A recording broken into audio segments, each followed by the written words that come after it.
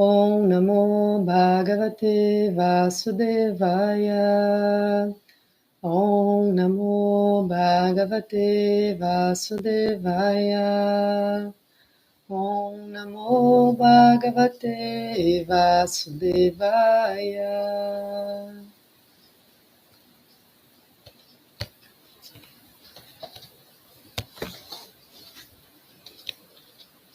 Canto 3, capítulo 4, verso 5.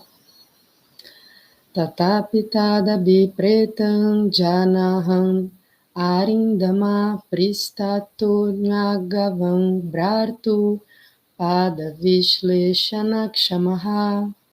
Tatapi, não obstante, apesar de, tat abipretam, seu desejo, janan, sabendo, aham, eu, arindama, ó subjugador do inimigo, vidura, prishtata, atrás, angavaman, segui, bhartu, do amo, pada vishleshana, separação de seus pés de lótus, akishamaha, não sendo capaz. Tradução. Não obstante, apesar de saber de seu desejo destruir a dinastia, ó Arindama, Vidura, eu o segui, porque para mim era impossível suportar a separação dos pés de lótus do amo. Vou repetir. Não obstante, apesar de saber de seu desejo destruir a dinastia, ó Arindama, Vidura, eu o segui, porque para mim era impossível suportar a separação dos pés de lótus do amo. Verso 6. Adraksham ekam asinam vichim vandaitam patim shriniketam sarasvatyam kritaketam aketanam. Adraksham, vi, ekam, sozinho, asinam, sentado, vitimvam, absorto em pensamentos, daitam, patrono, patim, senhor, Shri Niketa, o refúgio da deusa da fortuna, Sarasvatyam, as margens do Sarasvati, Kritaketan, refugiar-se, Aketanam, estando situado sem um refúgio. Tradução.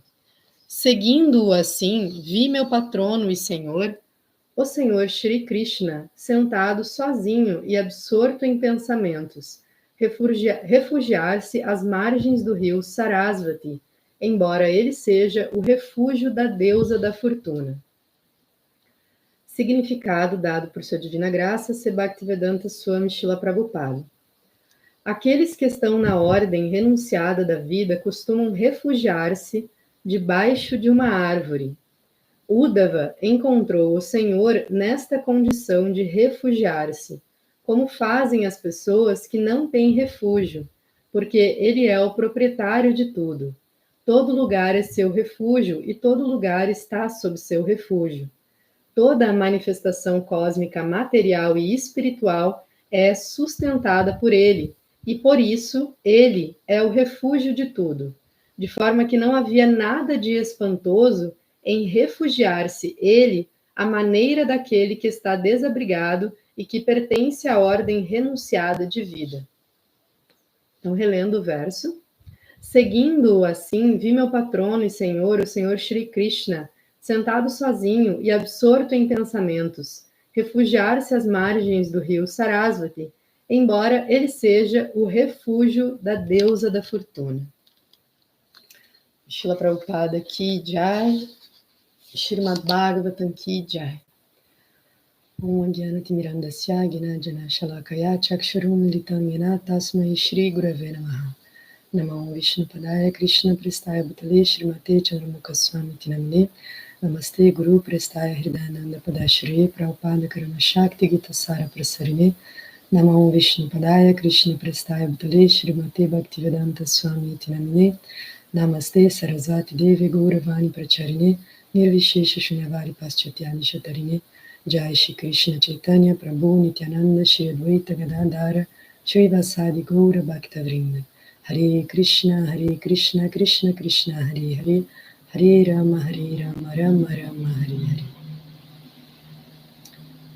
Então, bom dia a todos, agora que estão aqui. Bom dia, Krishna Vijaya Devidasi. Sundarangi, Hare Krishna, bom dia, minhas reverências a todos vocês, Margavit, bom dia, Sita Thakurani, Sundari Ayurveda, Hare Krishna, bom dia. Então, vamos começar a leitura de hoje, o comentário de hoje.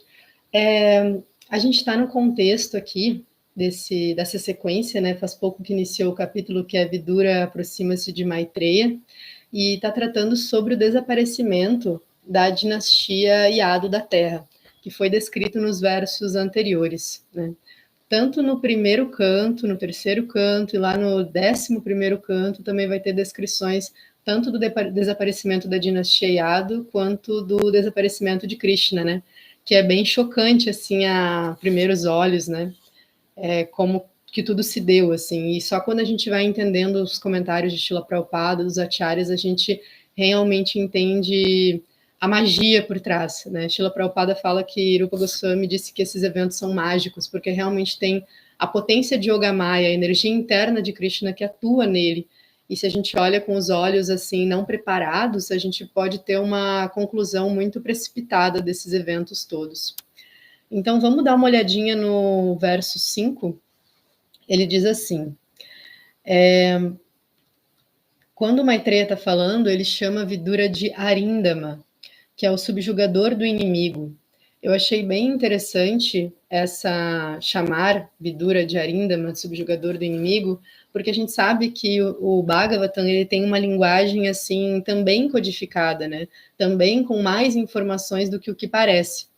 E Krishna deixa claro na Bhagavad Gita que os nossos verdadeiros inimigos é a luxúria, é a cobiça, é a ira, é a inveja, todos esses aspectos, a loucura, né, os 6 grandes inimigos da entidade viva. Então, aquele que é um Mahatma, como a gente sempre fala, Mahatma Verdura, né, uma grande alma, ele é aquele que consegue subjugar os verdadeiros inimigos da entidade viva, que não são inimigos externos, porque se Vidura fosse ter inimigos externos, ele teria ficado inimigo do seu próprio sobrinho, que é Duryodhana, ou do seu próprio irmão, que é Dhritarashtra, né? Como a gente vê no Mahabharata e tudo mais, e no Bhagavatam. E não é o caso, né? Ele sempre ficou como um aconselhador, assim, ele sempre estava acima da plataforma de amigos e inimigos, né? De bem-querentes e daqueles que eu não gosto. Então, ele realmente é uma grande alma, e esses diálogos do Bhagavatam, eles acontecem entre aquele educador perfeito e o escutante, o ouvinte perfeito. Escutante é ótimo. O ouvinte perfeito, porque aí a pessoa consegue transmitir a mensagem da forma perfeita e a compreensão do receptor é extremamente adequada. Por isso que a gente se prepara tanto para narrar o Srimad Bhagavatam, quanto a gente se prepara para ouvir o Srimad Bhagavatam. E em casa, quando a gente estuda o Bhagavatam, a gente está ouvindo diretamente dessas grandes almas e de Srila Prabhupada, que nos dá a compreensão. Então, a gente também se prepara para isso. E no final desse verso 5, Uddhava vai falar assim: eu segui porque para mim era impossível suportar a separação dos pés de lótus do amo. E eu acho bem interessante essa passagem, porque Krishna, ele traz todas as suas instruções para Uddhava, né? No 11º canto, que é o que a gente chama de Uddhava Gita. E eles estão conversando no palácio de Dwaraka. E nessa conversa, Krishna, ele confessa para Arjuna, assim, para Uddhava, que ele já está querendo voltar para o mundo espiritual, que ele está ansioso para voltar para o mundo espiritual, e ele alerta a Uddhava que seria muito sensato da parte dele que ele se refugiasse aos pés de lótus das grandes almas, né, e tivesse associação deles, porque as desgraças de Kali Yuga já estavam para começar, já haviam vários sinais disso. Então eles têm essa conversa, e compreendendo, quando Krishna compreende o desejo de renúncia, de sannyasa, de Uddhava, ele o aconselha a ir para Badarikashram, lá nos Himalaias. Isso está, eu separei aqui para ler para vocês, isso está no 11º canto do Srimad Bhagavatam, no capítulo 29, verso 40 a 44. Diz assim: reverências a ti, ó maior dos yogis, por favor, instrui este teu servo rendido sobre como poderei ter apego indesviável a teus pés de lótus. Então, esse é o pedido de Uddhava e Krishna responde a ele. A suprema personalidade de Deus disse, meu querido Uddhava, aceita minha ordem e vai a meu ashram, chamado Badarika. Purifica-te tocando e banhando-te nas águas santas de lá, que emanam de meus pés de lótus. Livra-te de todas as reações pecaminosas através do ato de ver o sagrado rio Alakananda. Veste-te de cascas e come apenas o que for naturalmente disponível na floresta. Deves, assim, permanecer contente, livre de desejos, tolerante com todas as dualidades, afável, autocontrolado, tranquilo e dotado de conhecimento e realização transcendentais. Com atenção fixa, medita constantemente nas instruções que te transmiti e assimila sua essência. Fixa tuas palavras e pensamentos em mim e empenha-te sempre em aumentar tua realização acerca de minhas qualidades transcendentais. Dessa forma, atravessarás os destinos dos 3 modos da natureza e, afinal, voltarás para mim. Então, essa foi a instrução que Krishna deu para Uddhava, mas parece que ele não conseguiu seguir assim de imediato, como Srila Prabhupada comenta no significado do verso, né? Então, do verso seguinte. E aí ele seguiu Krishna, né? Então, ao invés de ir direto para Badarikashram, Uddhava, ele segue Krishna quando ele vai abandonar o planeta. Tem um trechinho aqui, Prabhupada fala assim. Significado do verso 46, do capítulo 29, do 11º canto. Segundo Srimad Bhagavatam 3.4.5, que é esse verso que a gente leu agora há pouco, de hoje, um dos versos de hoje, enquanto estava a caminho de Badarikashram, Uddhava ouviu falar da viagem do Senhor a Prabhasa, retornando e seguindo atrás do Senhor Krishna. Ele viu o Senhor sozinho, logo após a retirada da dinastia Yadu. Depois que a personalidade de Deus misericordiosamente o instruiu de novo, dessa vez junto com Maitreya, que acabara de chegar, Uddhava sentiu que seu conhecimento a respeito da verdade redespertara, e então, por ordem do Senhor, seguiu seu caminho. Então, é bem interessante, assim, porque Uddhava, ele é uma alma perfeita, e ele não suporta ficar sem a presença de Krishna, né? Foi muito duro para ele ter que se despedir de Krishna, compreendendo o que estava para acontecer, né? A saída da dinastia Yadu, o desaparecimento de Krishna, e da mesma forma que a gente tem aquela famosa passagem de que as gopis amaldiçoam o Senhor Brahma, por causa que o Senhor Brahma fez pálpebras, e por um momento elas não poderiam ver Krishna, quando elas piscavam os olhos, da mesma forma, para uma alma que realizou, que teve contato, que tem um vislumbre de Krishna, se torna muito difícil poder ficar sem ele. Se torna uma coisa, assim, intolerável, né? É uma saudade muito grande. A gente vê isso. O melhor exemplo que a gente tem disso é os habitantes de Vrindavana, né? Inclusive, Uddhava, ele vai para Vrindavana, ele tem esse contato com os habitantes de Vrindavana, e as gopis até ficam um pouco em dúvida se Uddhava não era Krishna, porque eles são extremamente parecidos, e ele vê esse sentimento de saudade profundo que os habitantes de Vrindavana tinham de Krishna.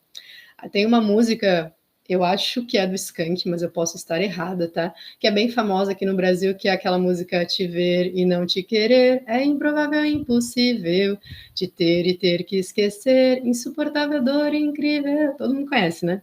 Eu acho essa música muito para Krishna, porque é uma coisa assim, tudo que nós buscamos nesse universo material, nós realmente só podemos satisfazer essas ansiedades, essas ânsias, esses desejos, realmente na pessoa de Krishna. E isso que Uddhava manifesta aqui, nesse verso que a gente leu, era impossível suportar a separação dos pés de lótus do amo, não é uma linguagem figurada, assim, exagerada, como a gente tem o hábito de fazer numa mentalidade do amor romântico que a gente herdou, assim, de uma Idade Média ocidental e tudo mais, que nós exageramos, assim, temos várias hipérboles. Existem hipérboles no Bhagavatam, né, que são, assim, expressões super exageradas para representar um sentimento. Mas aqui não é esse tipo de amor romântico, no qual o indivíduo ele está tentando cativar a atenção do outro através da demonstração da sua afeição. Não é esse o caso. Uddhava realmente é uma alma completamente liberada e um associado eterno de Krishna. Então, quando ele está dizendo aqui que era insuportável aceitar ou lidar com a separação dos pés de lótus de Krishna, é porque é realmente o sentimento de amor por Deus. Aqui a gente vê um sintoma, uma manifestação do bem mais precioso de todos, que é esse amor que Uddhava tem por Krishna, né? Então, para poder, assim, dentro da raça do amor que ele tem por Krishna, ele desobedece Krishna para estar com Krishna, porque Krishna pede para ele para ir para Badarikashram e ele vai seguir Krishna e depois ele obedece a ordem, assim, porque não era possível para ele naquele momento se afastar dele, né? E nesse caso aqui, quando a gente está falando de uma personalidade como o Uddhava, a gente não está falando mais assim de um estado de adicção pela matéria, ou um processo de purificação, um processo de cura. Tudo isso, nesse estágio aqui de consciência de Uddhava, já foi. Não é o caso mais assim da pessoa estar na libertação de Anartha Vritti, ou em processo de também pós-Anartha Vritti Nishta. Então aqui já existe o amor por Krishna presente. Então essa saudade, ele recobra o sentimento que a alma tem, que é sempre estar unido a Krishna, né? E não de uma forma como os impersonalistas confundem, que é a união que a gente perde a identidade, mas é uma união através do amor e do relacionamento, que é o que de fato a gente experiencia aqui nesse mundo material. Quando a gente está apaixonado por alguém, ou quando a gente está, assim, o nosso amor que a gente sente pela mãe, pelo pai, pelo irmão, por um filho, qualquer coisa do tipo, esse amor, na sua melhor manifestação, não existe uma desmembração de identidades na manifestação desse amor. Na sua melhor manifestação, são dois indivíduos com duas identidades separadas que se amam e se servem mutuamente e que têm um vínculo de confiança profundo. Então, mesmo aqui nesse mundo que é tão deturpado em relação ao mundo espiritual, a gente pode experienciar ou ser um bom observador e ver como que funciona essa relação da alma com Deus, que não é uma ausência de identidade ou de pessoalidade. Então, mas depois o Uddhava ele segue, né, o caminho dele para Badarikashram, porque a gente também assim experiencia Krishna na sua ausência, que é o que a gente está vivendo aqui nesse mundo material. Então, não ter Krishna é uma experiência assim importante para a alma, porque quando Srila Vyasadeva ele vai meditar nas margens do Sarasvati, lá quando a gente vê no primeiro canto do Bhagavatam, e ele tá para fazer toda a compilação dos Vedas, né? Isso não é uma compilação escrita, gente, isso é uma compilação mental. Muita gente pensa que Vyasadeva ele foi lá e escreveu. E não foi isso que aconteceu, ele faz uma compilação mental, um trabalho iógico, ele tinha uma capacidade mental e de memória fantástica, assim. E depois Narada Muni chega, instrui para ele o Srimad Bhagavatam e tudo mais, ele começa a meditar em Krishna. Toda essa passagem do primeiro canto, ali é descrito, Srila Prabhupada fala que a gente só conhece Krishna plenamente quando a gente compreende as suas três energias, né? Que é a sua energia externa, a sua energia interna e a sua energia marginal, que é nós mesmos, no caso, né? Como Atmas. E nessa descrição, Vyasadeva ele para meditar na energia externa do Senhor, né? Não que ele entra em Maya, mas ele medita na natureza de Maya, ele medita na natureza material, né? Na Prakriti, para conhecer uma das energias de Krishna, que é uma forma de conhecer Krishna também. Então, quando a gente está nesse estado que nós estamos aqui condicionados, é muito importante que a gente enxergue toda a realidade, tanto a metafísica quanto a física, com o olhar que Srila Prabhupada nos deu, que é o olhar consciente de Krishna, né? A gente tem, assim, a opção de enxergar a realidade de diversas formas, mas Srila Prabhupada, ele nos dá a dica, assim, ó, você enxergando dessa forma aqui, vou dar um exemplo, tá? Você enxergando as misérias ou as punições que a vida te dá, ou assim, as dificuldades que a vida te apresenta, não como castigos, mas como misericórdia de Krishna. Dessa forma você não se desapega de Krishna. Srila Prabhupada vai dizer nos significados do Bhagavatam. Então você não desapega dele com esse olhar. Então Srila Prabhupada está dizendo para a gente qual é o olhar que vai nos libertar do cárcere da natureza material. Isso não significa que a gente não tem infinitas outras opções de como olhar para a realidade, mas a pessoa vai purificando a inteligência dela, ela vai escolher olhar para a realidade de uma forma que vai se apegar mais a Krishna, que vai fazer com que ela recobre a sua natureza de alma espiritual, Recorde-se de quem ela é e de quem é Krishna. Então, a gente pode olhar para essa Prakriti, para essa natureza material e compreender que eu estou passando por uma experiência que é importante, porque aqui eu estou experienciando a ausência de Krishna. E na ausência de Krishna também se experiencia Krishna. É importante a gente saber como é que é estar sem Krishna. E quando a gente sabe claramente o que é estar sem Krishna, a gente vai se libertando do cárcere da natureza material. De verdade, assim, é um ponto muito importante. Por isso que no capítulo 14 da Bhagavad Gita, quando a gente aprende sobre os 3 modos da natureza material, Krishna vai dizer para Arjuna que se você aprende esse conhecimento que eu vou te dar agora, ele já é suficiente para libertar a alma desse mundo. Ele já é. Porque você compreendendo como a natureza material funciona, você vai saber identificar o que é e o que não é, o que é espírito e o que é matéria. E esse discernimento ele é fundamental no estágio do processo da realização. É claro que a gente sabe que o olhar do Tamadikari, o olhar do Vaishnava mais avançado, é aquele olhar que ele não distingue mais, mas a gente não quer pular etapas que a gente sabe que é perigoso, né?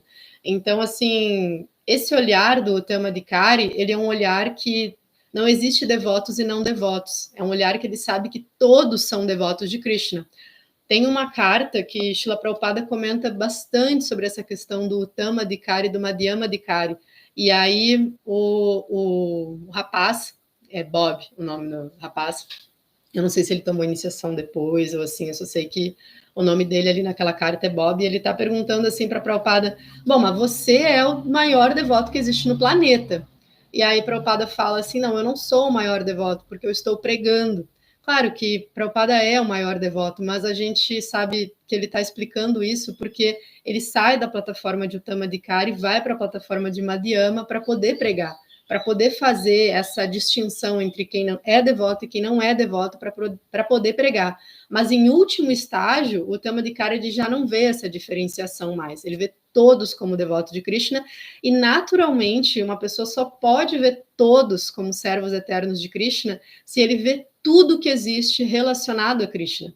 Então, realmente, essa natureza material, ela passa a tomar o formato que ela realmente tem, que é o que Hridayananda Maharaj fala para a gente sobre a questão dos cientistas não conseguirem dizer o que é a matéria, eles não conseguem explicar o que é a matéria em si, né? Eles dão características, mas eles não conseguem dizer o que é, e Krishna diz o que é a matéria é uma das minhas energias, Krishna explica para a gente na Bhagavad Gita, né? É uma das minhas 3 energias, é a matéria.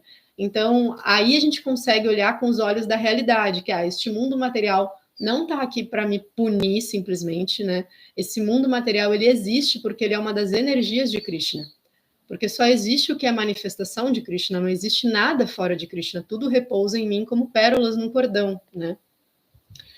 Então, é nesse estágio de compreensão, a gente entendendo que esse mundo material é necessário para a gente ter essa experiência da ausência de Krishna, que a gente vai dar o devido valor ao relacionamento com Krishna. Porque sabendo o que é estar sem ele, a gente vai compreender como é que é estar com ele, através de Guru Sadhu Shastra, que é o clássico que a gente já sabe, né? Meu mestre espiritual, Chandramukha Swami, ele dá um exemplo que eu acho bem legal, que é um exemplo que ele sempre traz do casamento, né? Ele fala assim, não, casamento é necessário, é muito bom, todo mundo sabe e tal, mas também é uma ótima experiência para saber que não precisa. E é bem assim a nossa relação com a matéria, né? É necessário e tal, mas também é uma ótima experiência para saber que a gente não precisa, né? Que no último estágio a gente não vai precisar mais, né? Eu vou ler agora os 2 comentários que apareceram porque eles devem estar no timing da fala, né? Para não deixar para o final. A Sundari falou assim, às vezes temos que ouvir várias vezes para aceitar e acionar. Em nós é causa da teimosia mesmo, mas nos santos, que nem Uddhava, é que ele não queria sair de perto de Krishna e não por desobediência, exatamente. É claro que ele estava totalmente apegado a Krishna, né? E ele não seguiu assim a ordem de Krishna de uma forma cega e bruta. Ele simplesmente aproveitou para poder ter mais da associação de Krishna, e Krishna apreciou muito isso, né? Quando tem esse encontro do desaparecimento de Krishna, que está Uddhava, Maitreya e Krishna, Krishna é muito doce e amável com Uddhava, né? Krishna Vijaya Devidasi. Muito importante essa instrução de Srila Prabhupada de que mesmo nos maus momentos devemos ver Krishna para não nos esquecermos dele em nenhuma situação.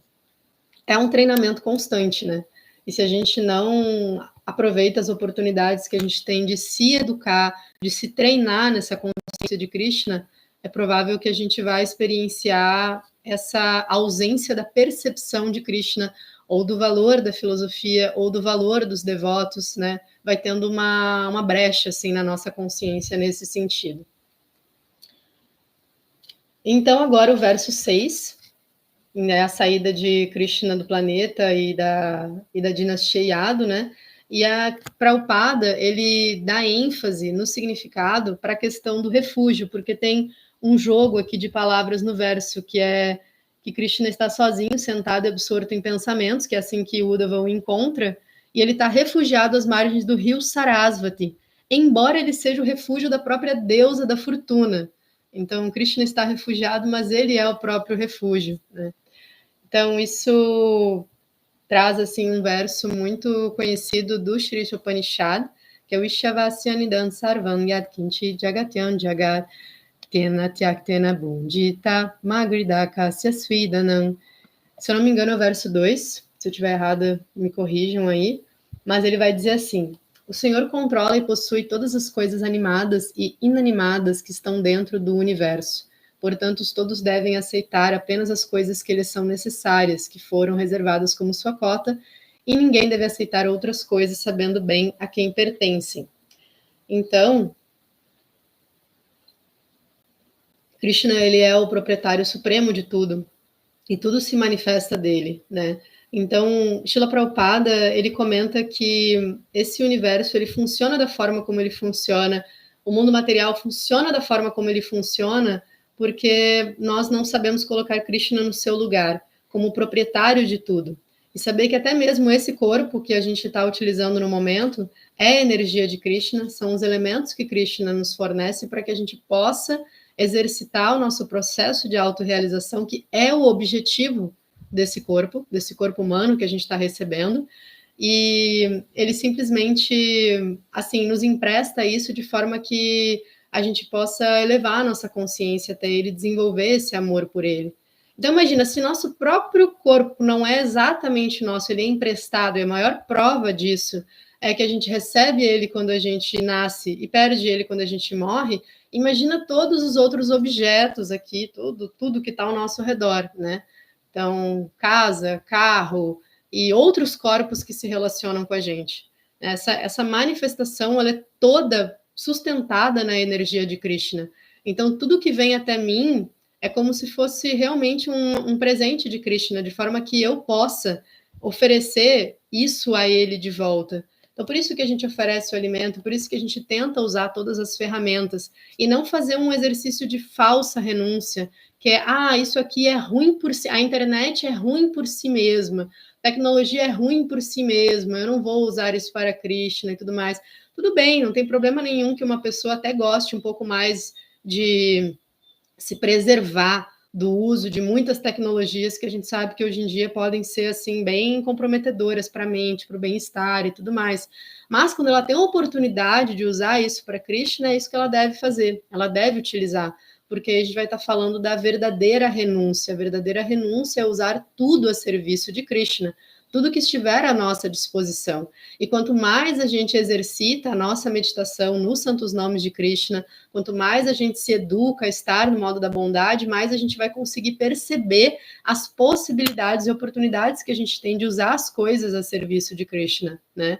E saber como fazer isso também, porque às vezes o devoto fica ansioso para utilizar tudo a todo momento e tudo mais, e ele se perde um pouco nisso, assim, né? Ele tem que entender o momento das coisas, respeitar as outras pessoas, respeitar o tempo das outras pessoas, ser uma pessoa assim, a gente não pode só ficar dizendo que o Vaishnava é super educado, que ele é isso, que ele é aquilo, a gente realmente tem que exercitar essa educação, porque a educação que o Vaishnava apresenta, ela é uma educação espiritual, então eu não vou, por exemplo, forçar uma pessoa a compreender algum aspecto, alguma coisa assim, porque isso não é educado, para com a outra alma, né? Quando eu reconheço que há uma outra alma espiritual ali presente.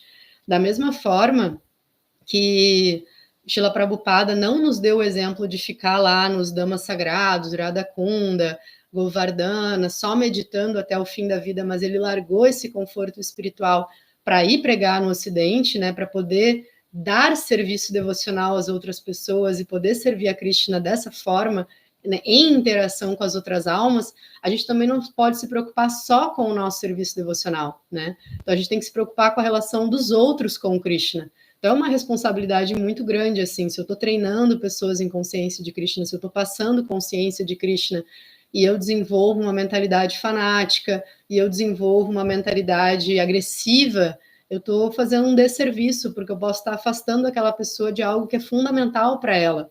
E a gente sabe que tudo nesse mundo é extremamente delicado, ainda mais quando se trata de Deus. Então, se eu estou preocupada só com a execução do meu serviço, e não com a alma que está recebendo essa execução, a gente está naquele mesmo processo lá do Radha Kunda, lá, de ficar só no seu benefício espiritual, e não de dar benefício espiritual aos outros, né?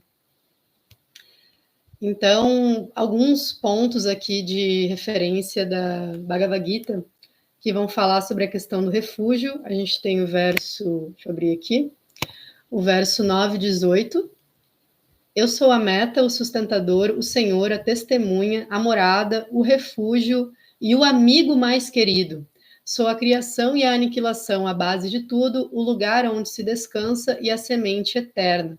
Srila Prabhupada vai dizer, tudo repousa na energia de Krishna. Portanto, sem o refúgio em Krishna, nada pode existir. Krishna é o governante supremo porque tudo lhe pertence e tudo existe em sua energia. Krishna, estando situado nos corações de todos, é a testemunha suprema. As residências, regiões ou planetas em que vivemos também são Krishna. Krishna é o abrigo final e, portanto, todos devem abrigar-se em Krishna, seja para proteção, seja para mitigar as suas misérias. E sempre que tivermos que aceitar proteção, é bom sabermos que nossa proteção deve ser uma força viva. Krishna é a entidade viva suprema. Então, esse ponto aqui do significado é muito interessante, que Srila Prabhupada fala. E sempre que tivermos que aceitar proteção, é bom sabermos que nossa proteção deve ser uma força viva. E esse é um dos pontos principais que eu quero focar nesse diálogo de hoje, que é essa questão do refúgio em Krishna. Toda pessoa que ela está refugiada, você está numa guerra, então aí tem um bunker, é um refúgio, né? Se você está numa situação de ansiedade, você busca refúgio na respiração, por exemplo, em alguma prática que vai te trazer tranquilidade. E o que você sente é diretamente conectado, refúgio com proteção, né? Então você está refugiado, você se sente protegido. E aqui Prabhupada está dando a ênfase que essa proteção deve ser de algo vivo, não de algo morto. E quando a gente fala nesses termos, parece tão óbvio, né? Mas nesse mundo que a gente está vivendo hoje, certamente isso não é óbvio. A gente se refugia e busca proteção em coisas mortas, mesmo que nós sejamos uma força viva. E deveríamos buscar refúgio em algo que também é vivo, né? No ser vivo supremo, na entidade viva suprema, que é Krishna. Depois, outra passagem sobre refúgio, que é quando Arjuna está assim, em êxtase, né, no capítulo 11 da Forma Universal do Bhagavad Gita, e Arjuna vai falar em 3 momentos assim desse êxtase dele, que é nos versos 25, 37 e 38, ele vai dizer assim, ó Senhor dos senhores, ó refúgio dos mundos, por favor, conceda-me a sua graça, no 37, ó ilimitado, Deva, Deus dos deuses, refúgio do universo, você é a fonte invencível, a causa de todas as causas, transcendental a esta manifestação material. E no 38, você é a personalidade de Deus original, o mais velho, o santuário definitivo deste mundo cósmico manifestado. Você é o conhecedor de tudo e é tudo o que é cognoscível. Você é o refúgio supremo, situado acima dos modos materiais. Ó forma ilimitada, esta manifestação cósmica inteira é penetrada por você. Então, aqui Arjuna fala diversas vezes, a gente vê na Gita e estamos vendo como o Krishna ele é o verdadeiro refúgio de toda a entidade viva, né? E estar em consciência de Krishna é compreender aonde eu devo me refugiar nos momentos que eu mais preciso, e também é compreender o que são os momentos que eu mais preciso. A gente tem uma educação, assim, meio judaico-cristã, assim, no Ocidente, que existe o hábito de refugiar-se em Deus em momentos de dificuldade somente. Mas, na realidade, a gente tem que se refugiar em Deus em todas as situações que se apresentam para a gente. Por exemplo, quando algo muito bom acontece, não é que a gente não possa se sentir feliz, mas é evidente que a euforia pode nos levar ao orgulho e à vaidade. Acontece com grandes personalidades, por que não vai acontecer com a gente, né? Se a gente, assim, presta atenção nessas pessoas, nesses grandes almas ali citadas no Srimad Bhagavatam, elas se confundem em alguns momentos. Que nem tem no quarto canto o passatempo de Daksha com Shiva, por exemplo, né? Que é muito interessante, assim, da primeira parte. O primeiro passatempo descrito no quarto canto, que é esse com Daksha, que ele está tão exaltado, assim, na Assembleia dos Sábios, com semideuses, que ele vai executar um grande yagna, né? Daksha é um Prajapati, um dos progenitores da humanidade, uma das funções dele é gerar população para o universo e executar sacrifícios, que o Senhor Shiva entra, e o Senhor Shiva é casado com sua filha, Sati, e não presta respeitos quando Daksha entra, na verdade, Shiva já estava lá, e Shiva não presta respeitos a ele, todos os outros prestam respeito, e ele fica extremamente agitado com isso, extremamente agitado. Mas ele é uma grande personalidade, né, encarregada de grandes funções universais, e ele se confunde com essa questão, com essa ilusão, no caso. Então, se mesmo essas grandes personalidades têm essas confusões em termos de em quem eu devo me refugiar naquele momento, imagina se a gente não deve treinar diariamente essa consciência de quem é o nosso verdadeiro refúgio. E quando a gente realmente está fazendo isso da forma correta, nós temos sintomas, né? Nós temos assim, nós podemos nos autoavaliar, nós sentimos segurança, tranquilidade, nós entramos no modo da bondade, a nossa mente, a nossa inteligência tem mais clareza para atuar nesse mundo, problemas que a gente não encontrava uma solução começam a se tornar um pouco mais solucionáveis, aquilo que não parece ter solução no momento, a gente manifesta um pouco mais de paciência para aguardar pelo que está por vir, porque o devoto confia que Krishna não está lhe punindo por coisas assim, o devoto simplesmente confia que aquilo ele vai conseguir transmutar, porque Bhakti Yoga é sobre transmutar uma perspectiva material para uma perspectiva espiritual, em algum benefício, em algum serviço, ou em algo mais sutil ainda, que o devoto tem que estar atento, que é a adaptação da sua mentalidade e personalidade. Porque Krishna, ele vai transformar a gente nesse processo de Bhakti Yoga. E a gente vai ter que permitir ser transformado. Então, mesmo se a gente entra assim, um escafandro de uma personalidade Vaishnava, do devoto e tal, a gente tem que permitir essa transformação de mentalidade, porque Krishna vai nos lapidar para a gente poder fazer um serviço melhor, para a gente poder ter mais coragem para ser, para a gente poder ter mais discernimento, clareza, enfim. Isso tudo vai acontecendo ao longo do processo, principalmente na etapa de Anartha Nivriti, que é a nossa construção de personalidade devocional, de mentalidade devocional e de purificação da nossa inteligência. E a gente tem que estar, assim, consciente desse processo, né? Porque senão uma hora a gente vai estar brigando com o próprio Krishna, né? Como é que a gente vai se refugiar em alguém que a gente está brigando com, né? Ah, porque a vida é isso, porque isso acontece comigo, porque isso, aquilo. Essa lamentação, ela tira a gente da consciência de Krishna, porque a gente esquece que tem um controlador supremo, né? E nem sempre a gente vai estar no campo de percepção, nem sempre a gente vai estar com essa meditação ali brilhando assim, e a gente vai ter que ainda assim estar com a inteligência bem treinada para saber que isso é um fato constante, independentemente de eu estar percebendo ele naquele momento ou não, né?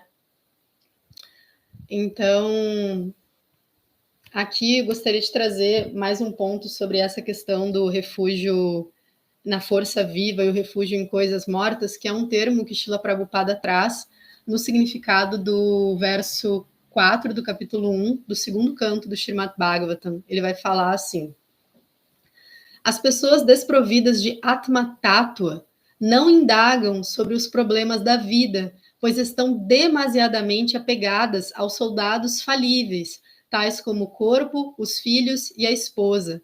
embora tenham bastante experiência, mesmo assim não veem sua inevitável destruição.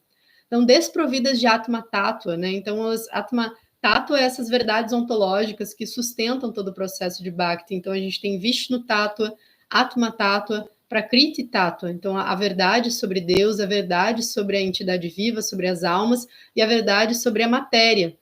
E elas são inalteráveis, e não, isso não tem alteração com o tempo, e nesse sentido que a gente fala que esse conhecimento é atemporal, né, são esses aspectos básicos e fundamentais que dão fundamento à filosofia.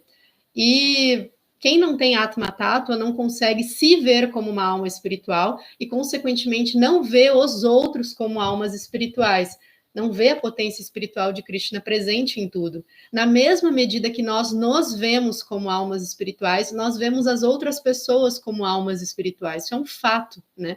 E, além disso, a gente vê Krishna como a pessoa suprema presente em tudo e não separado dessa realidade.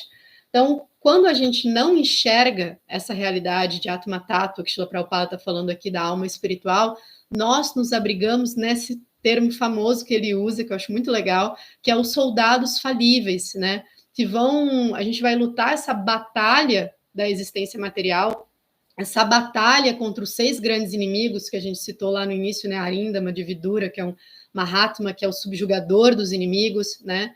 Então, a gente vai tentar lutar essa guerra sem a segurança necessária, sem as armas necessárias. Essa luta pela autorrealização. Porque esses soldados aos quais nós estamos nos refugiando para atravessar essa existência material, eles são falíveis. Eles são coisas que são perecíveis, eles vão acabar.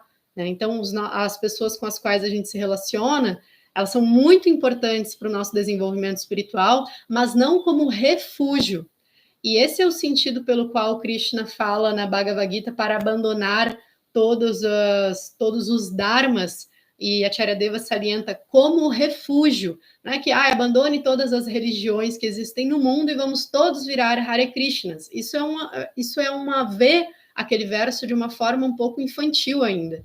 Na verdade, Krishna está dizendo: abandone todos os dharmas, todas as obrigações, como refúgio. Ele não está dizendo para ninguém ser irresponsável, né? Ele está dizendo para que você não tenha mais aquilo como seu abrigo último. A rendição a Krishna é sobre compreender quem é o abrigo último, Eka Nishta. Então, eu estou fixo somente em uma coisa, que é Krishna, que é Deus, no caso. Então, nesse sentido, a gente compreende melhor como a gente deve se relacionar, a gente compreende melhor a relação entre os 2 tátuas, né? Que é o Atma Tattva e Prakriti Tattva. Qual é a relação da alma com este mundo material? Eu não uso mais essa matéria, os relacionamentos que provêm dela, como refúgio. E aí eu vou dar vários exemplos aqui, porque é útil para a nossa meditação, mas os nossos sentimentos às vezes servem como refúgio, os nossos pensamentos às vezes servem como refúgio, quando a gente confunde que pensamento é realidade, né? Isso a psicologia vai tratar também, porque a gente encontra parcelas pinceladas desse conhecimento em várias outras ciências e tudo mais. Outra coisa que a gente pode ter como refúgio são objetos materiais. Então, eu me identifico tanto com o carro que eu tenho, com a casa que eu tenho, com a opulência que eu tenho, ou com a não opulência que eu tenho, que eu transformo a minha personalidade, a minha mentalidade em função dessas coisas que eu tenho. Status social também pode servir como refúgio. Carisma, traços de personalidade que são temporários, porque, como a gente disse, em Bhakti, Krishna vai transformar a gente em coisas diferentes. A gente nunca deixa de ser eu, mas a gente muda nesse processo para poder servir a Krishna, né? Melhor e melhor. E a gente pode acabar se refugiando nisso, por exemplo. Às vezes, o indivíduo, no processo de autorrealização, ele se refugia no que as outras pessoas pensam dele. Isso é uma outra confusão muito grande, né? Então, você não é aquilo que você pensa de você, e você também não é aquilo que os outros falam de você. E você tem que encontrar quem você realmente é nesse processo de autorrealização para poder se refugiar em Krishna. Porque nessa ilusão de identidade, né, do que eu penso que eu sou, e porque pode estar bem deturpado isso, e do que os outros falam que eu sou, eu vou refugiar uma coisa falsa em Krishna e não o que eu realmente preciso refugiar.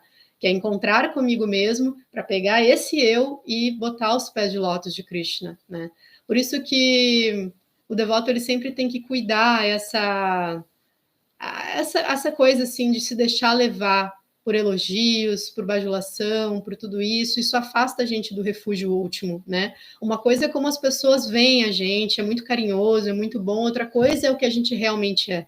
Cada um sabe as suas verdadeiras batalhas e não pode esquecer delas, porque elas são a porta de entrada para esse refúgio a Krishna, né? Quem a gente realmente é o que vai nos levar a Krishna, e não alguma ideia ilusória do que a gente é, né? Isso também é um soldado falível.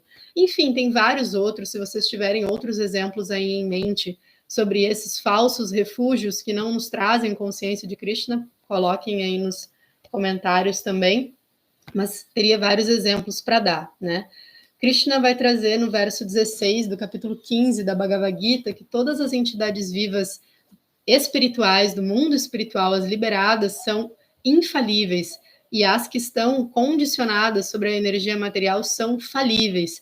Então, o que falar, então, da matéria morta? Né? Por isso que Srila Prabhupada diz, nós temos que ter como proteção, refúgio, algo vivo, algo que é de natureza viva, que é Krishna. Então, a gente não pode se refugiar em algo morto, e muito menos em algo que é falível, que está sob o condicionamento da energia material. E é nesse sentido também que ele fala dos cegos guiando cegos, né? Que são pessoas que não veem os tátuas, não são tátua-darshins, eles não estão vendo a realidade, e a gente está se refugiando nessas pessoas, né? Então, era algum desses pontos que eu queria trazer hoje para vocês e fazer um fechamento agora, antes de ler os últimos comentários aqui. No Néctar da Devoção, quando está sendo descrito as 64 qualidades ali de Krishna, a qualidade número 41 é que Krishna ele é completamente auspicioso, né? E aí, Prabhupada comenta assim, uma pessoa é considerada completamente auspiciosa quando está sempre ocupada em auspiciosas atividades beneficentes para todos, para todos. Aí ele diz, depois que o Senhor Krishna desapareceu deste planeta, Uddhava colocou-se a lembrar das atividades do Senhor e disse, Krishna satisfez todos os grandes sábios em seus passatempos maravilhosos. Ele findou todas as atividades demoníacas da cruel ordem real, protegeu todos os homens piedosos e matou todos os lutadores cruéis no campo de batalha. Ele, portanto, é completamente auspicioso para todos os homens. Então, aqui Uddhava faz essa glorificação logo que Krishna sai do planeta, trazendo essa absoluta auspiciosidade de Krishna. E a gente tem muitas descrições de Deus assim no mundo hoje em dia, mas a gente tem que estar consciente que todas elas se aproximam um pouco, todas elas pegam aspectos de Deus, que nem aquela história dos homens vendados, e aí tem o elefante, cada um toca numa parte, aí descreve que o elefante é tal qual a tromba, o elefante é tal qual o rabo, ou tal qual a pata, enfim, tudo isso é o elefante, mas não é uma visão completa do elefante. Seria muito honesto, né, intelectualmente, a gente compreender que é impossível a gente descrever Krishna como ele é, completamente. Ele é ilimitado, né? Nem Ananta Shesha consegue, que é o próprio Senhor Balarama, consegue cantar as glórias de Krishna ou descrever Krishna exatamente como ele é. Não é possível. Mas a gente pode se aproximar disso. E é isso que Srila Prabhupada, o Srimad Bhagavatam, a Bhagavad Gita e todo esse processo da Bhakti Yoga nos proporciona. Há uma descrição mais próxima do que Krishna realmente é, do que Deus realmente é. E a descrição mais perfeita de Deus é a que mais se aproxima de Deus, considerando que Deus tem atributos absolutos e ilimitados. Então, essa literatura magnífica, que é o Srimad Bhagavatam, ela nos dá diversos detalhes sobre Krishna que se aproxima a entidade viva muito do que realmente é Deus, do que realmente é Krishna.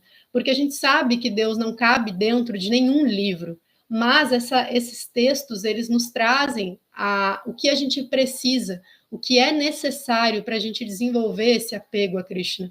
E é obra do próprio Krishna, né? A forma que ele se apresenta para a gente nessa era de Kali.